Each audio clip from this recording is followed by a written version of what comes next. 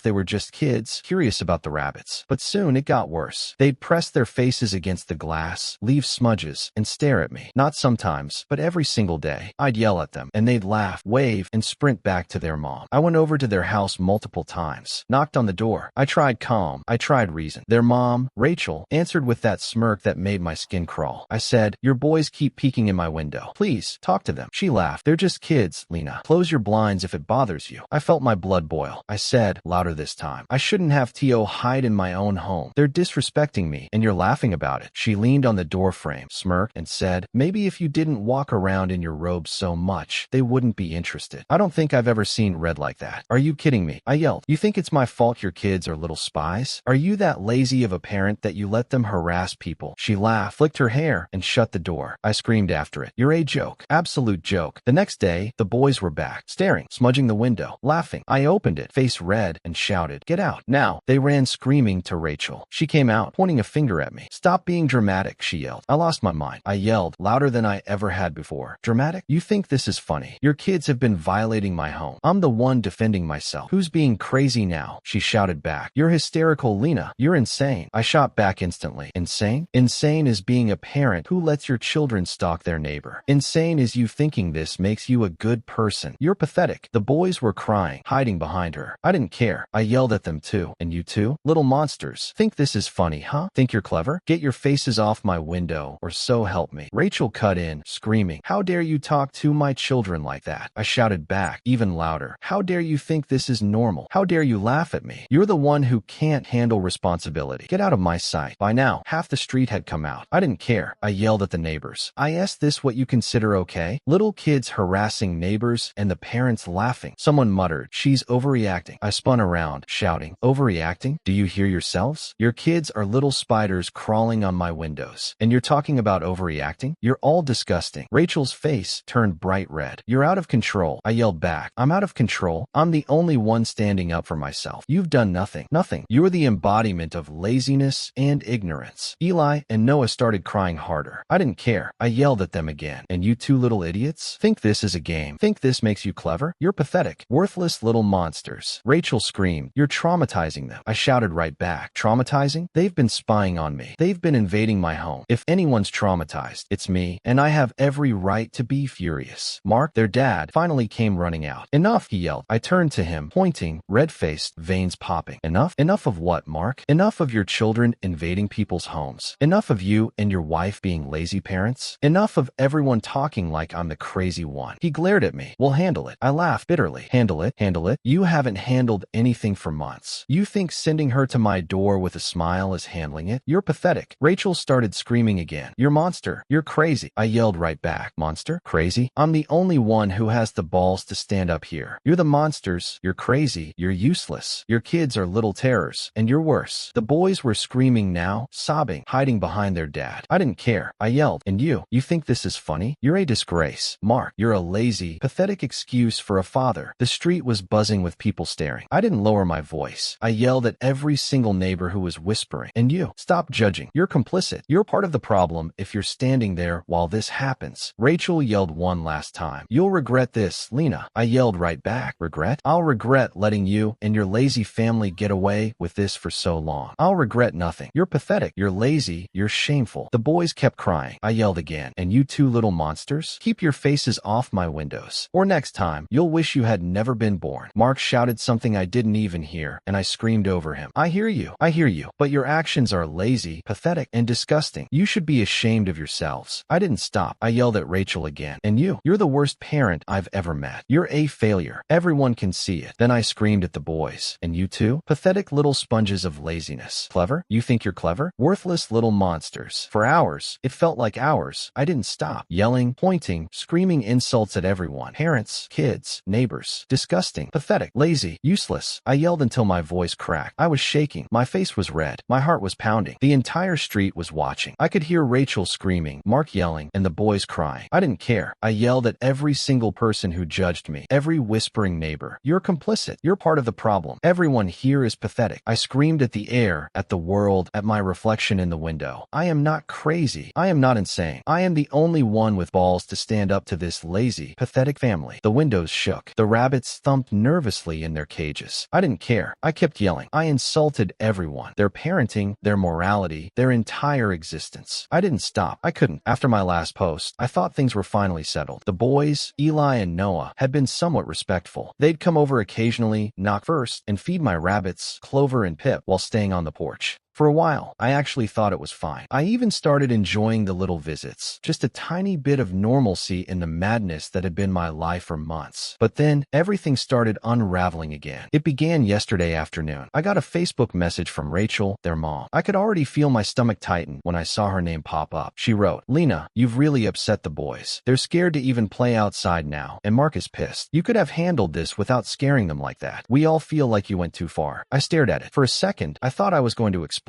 Too far. After months of being ignored, disrespected, and stalked in my own home, I typed back as calmly as I could, which was already strained, explaining that I had asked her for help repeatedly before taking any measures. I told her my home is my safe space. I hit send. She hasn't replied since. Typical. I thought that might be the end of it. I was wrong. Later that evening, there was a loud, impatient knock at my door. I opened it, and there was Mark, their dad. He looked serious, tense, and maybe a little wary, but not angry. He held a small stack of papers, and a little bouquet of flowers. The boys drew these for you, he said. They wanted to bring them by. I froze. My gut twisted. On one hand, this was sweet. The kids were trying to make amends. On the other hand, I didn't trust it. I didn't want to encourage any boundaries being broken, not after months of chaos. Why now? I asked, my voice tight. After all this, you think a few pictures make up for months of harassment? Mark hesitated. They said they wanted to say sorry. I scoffed. Sorry? That's rich. You and your family have spent weeks making me feel like I'm the problem. And now you drop a card and think it's enough? Before he could respond, Rachel appeared behind him. She was silent, arms crossed, tension radiating off her like heat waves. She didn't speak, didn't apologize, just stared at me. I couldn't resist. Oh, don't just stand there, Rachel, I snapped. Say something. Or are you too proud to admit you failed as a parent? Too proud to admit your kids are little terrors? Rachel's face turned red, her jaw tight. Excuse me, she hissed. I laughed bitterly. Excuse you? You think it's funny to let your kids invade my home and then call me crazy when I defend myself? You think it's funny to send your kid to peer through my window while you sip coffee like nothing's wrong? Pathetic. Mark stepped forward, trying to intervene. Lena, calm down. I cut him off, yelling, calm down. I've been calm for months while your children screamed through my windows. I've been polite. I've asked. And now you think I should just smile and say thank you for this joke of a peace offering? No. The boys, Eli and Noah, shuffled behind their parents, eyes wide, holding the drawings and flowers like fragile shields. I couldn't resist addressing them too. And you two little idiots, I shouted, pointing. Think a crayon drawing wipes out months of spying on me? Do you even understand what boundaries are? Do you even know how to behave? Pathetic little monsters. Eli's lips trembled. Noah's eyes were wide and teary. I didn't care. I wasn't here to comfort them. I was here to make it very, very clear that no one in that family had the right to treat me like I was the problem. Rachel's voice rose, sharp and venomous. You're traumatizing them. You're insane. I yelled back, louder, sharper. Traumatizing? You've been traumatizing me for months. You've laughed while your kids peeped through my windows. You've mocked me when I confronted you. I'm the only one defending my home. You're the insane ones. Mark tried again. Lena, please, let's just what? I bellowed. Let's just let your kids spy on people. Let's just let your family be lazy, disrespectful, and ridiculous. You're all a joke, Mark. All of you. Rachel screamed back. You're a monster. You're overreacting. You're insane. I didn't pause. I fired insults at every single person standing there. Monster? I'm the only sane one here. Your pathetic excuses for parents. You're lazy, useless, and disgusting. I've been polite. I've been reasonable. And this is what I get. The boys were crying openly now. I yelled right at them. And you two little idiots? Think you're clever? Think this is a game? Pathetic. Worthless little sponges of laziness. Rachel's face was bright red. You will regret this, Lena. I laughed bitterly, venomously. Regret? You should be the ones regretting raising monsters and failing as parents. You should be the ones humiliated in front of the street for how pathetic you are. At this point, I could hear neighbors murmuring behind me. I didn't care. I yelled at them too. And you, all of you whispering. You're complicit. You're lazy, judgmental, useless watchers. Mark, his jaw tight, tried to drag Rachel and the boys back inside. I yelled at him over their shoulders. You're a pathetic excuse for a father. Lazy, disgusting, and useless. Rachel screamed back. You'll pay for this. I fired back louder. Pay? I've already been paying. Paying for months of your disrespect. I don't owe you a single thing. The boys were sobbing uncontrollably. I yelled at them once more. And you two little monsters? Keep your faces off my windows. Or next time, I'll make sure you learn. The yelling went on for what felt like hours. I insulted them, their parenting, their entire existence. I yelled at the air, at the street, at my reflection in the window. I am not crazy. I am not insane. I am the only one who has the balls to stand up to this pathetic family. Finally, after they retreated, I stood at the window, hands shaking, chest heaving. My throat was raw. My voice cracked from screaming insults and yelling at every single person in sight. I felt a strange mix of exhaustion, vindication, and simmering rage. Nothing had been resolved. No apologies, no calm words, no polite peace offering. Only the echo of my own voice in the street, still ringing with fury. The boys were scared, the parents humiliated, and I was alive with anger, still yelling at the empty air. Pathetic, useless, lazy, disgusting. And that's where it stands. The chaos isn't over. It's simmering, ready to explode again. I'm ready. The end. Lena, after reading this carefully, you are not the AITA. Your home is your sanctuary, and the kids peeping through windows daily isn't cute curiosity. It's harassment. Rachel's responses were a joke, blaming you instead of parenting properly. You tried calm reasoning first, then set firm boundaries when ignored. Yelling wasn't overreacting. It was necessary to defend your space and teach consequences. Gifts or drawings don't erase months of disrespect. Your actions protected your safety, peace, and even your rabbits. You were assertive, clear, and entirely justified. Anyone saying otherwise hasn't been in your shoes. Not the AITA. Before we jump into the next story, don't forget to like and subscribe, and let us know your favorite part in the comments. AITA for exploding at my coworkers after being called a snitch and turning the whole office into a meltdown circus? They called me fake, a snitch, insane. They laughed while I got blamed for everything. So I lost it. I yelled. I roasted everyone in the office. And then I walked out. No apologies. No fake smiles. Just chaos. My name is Renee, and I'm 32. I work at a small logistics company in River, the kind of town where people act polite to your face and gossip like lunatics behind your back. The place smells like diesel and burnt coffee, and the office hums with fake laughter and passive-aggressive smiles. Marissa used to sit right across from me. She was 29, loud, charming, always making everyone laugh. We got close fast, lunch breaks, inside jokes, even venting about our boss Calvin, who was basically a walking, talking Excel sheet. When her car broke down, I gave her rides for weeks. She'd buy me coffee, make jokes, and say I was her work wife. I thought she actually cared. Then she quit, just vanished, said she needed space. I figured fine, people come and go. But then HR emailed me last week, asking if I had her new number because they needed to finalize her exit paperwork. I didn't think twice. I gave them her number. That one small act turned my life into a flipping circus. 2 hours later, my phone blew up. It was Marissa. Her first text. Did you seriously give my number to HR? I replied, yeah. They said it was just admin stuff. Then came the explosion. You just freaking sold me out, Renee. You had one job, to keep your mouth shut. I stared at my phone like, what the fudge? I hadn't sold anyone out. I was trying to help. I told her that, but she just fired back. You're a dumbass. You have no clue what they're like. You just handed them ammo. God, you're such a clueless idiot. I called her, but she didn't answer.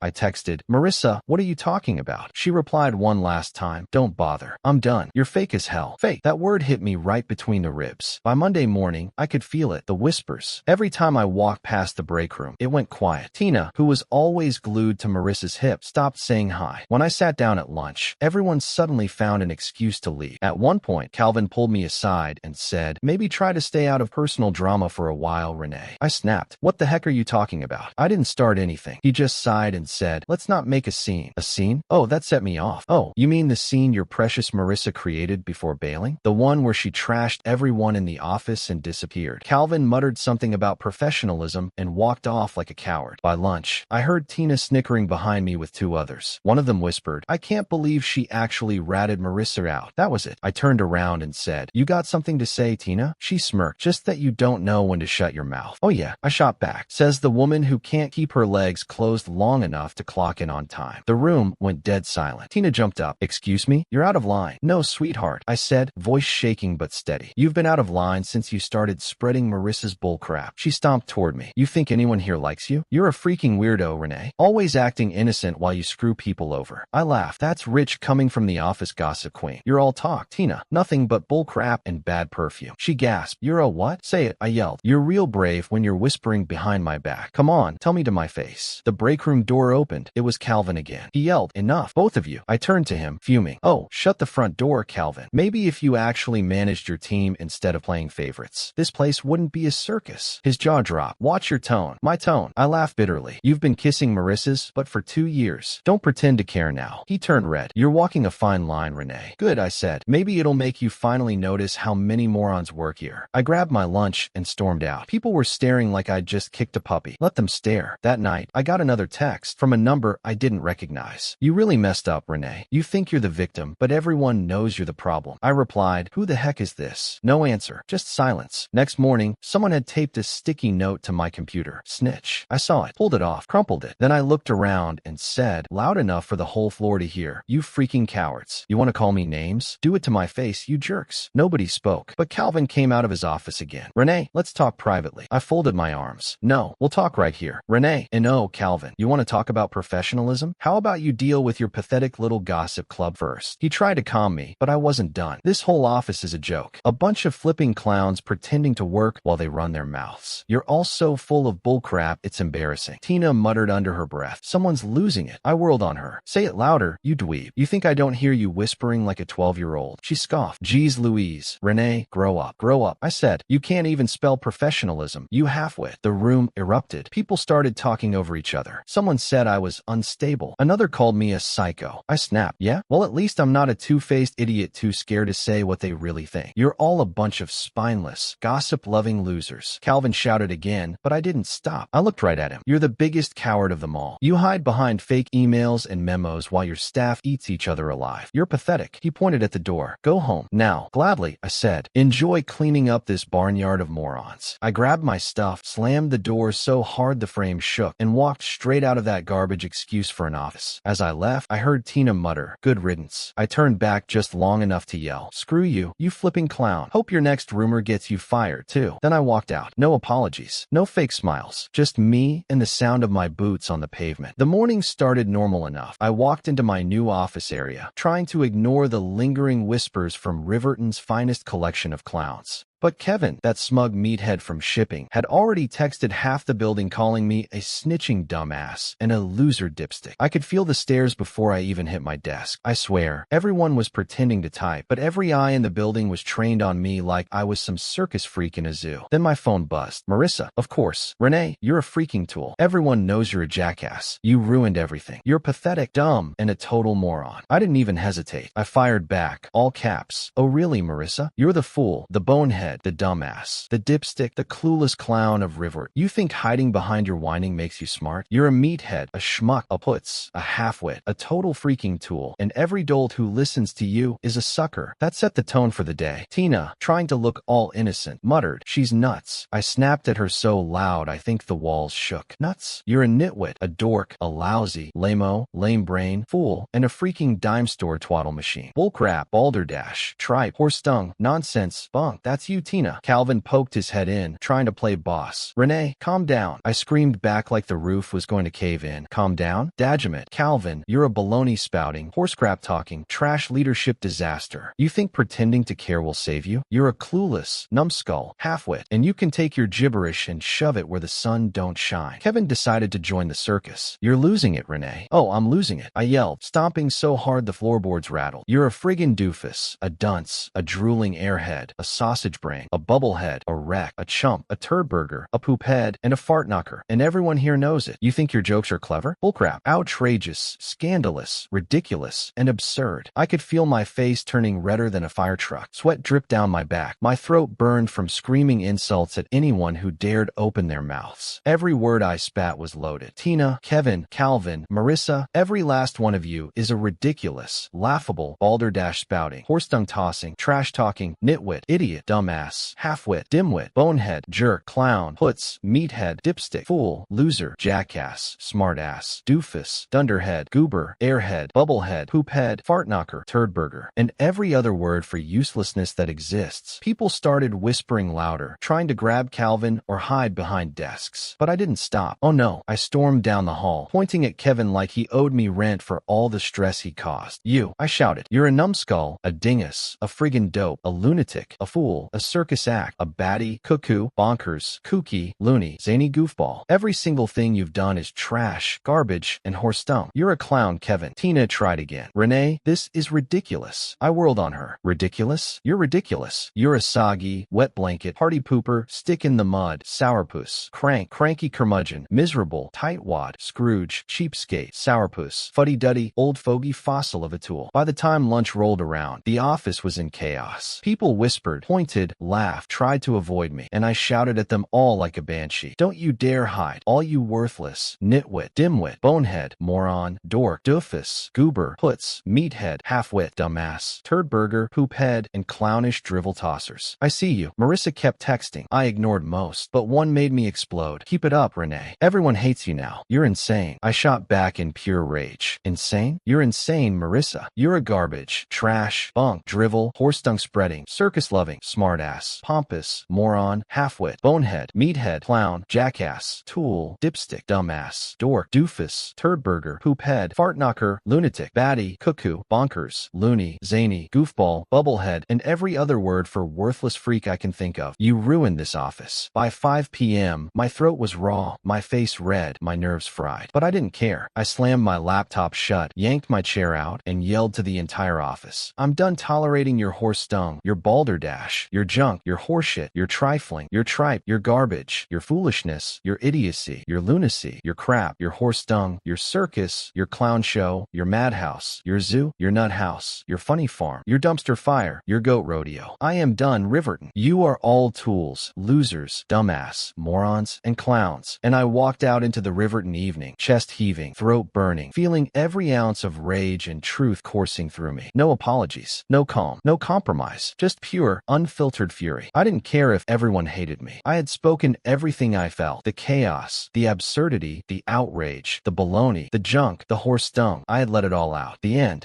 Renee, you're not the AITA. HR asked for a number, and you helped. That's not betrayal. That's just following protocol. Marissa's reaction came from guilt or paranoia, not anything you did wrong. Your only slip was reacting to the chaos instead of stepping back. The blow-up was human, but it gave the gossip crowd exactly what they wanted: drama. Still, that doesn't erase the fact that they treated you unfairly and let rumors run wild. Take the lesson, not the blame. You were honest in a dishonest space. That doesn't make you a villain. It makes you someone who doesn't belong in a circus. So yeah, not the AITA, just the wrong person surrounded by clowns. Thanks for watching. Don't forget to like and subscribe. Got a story to share? Drop it in the comments and let us know which one was your favorite.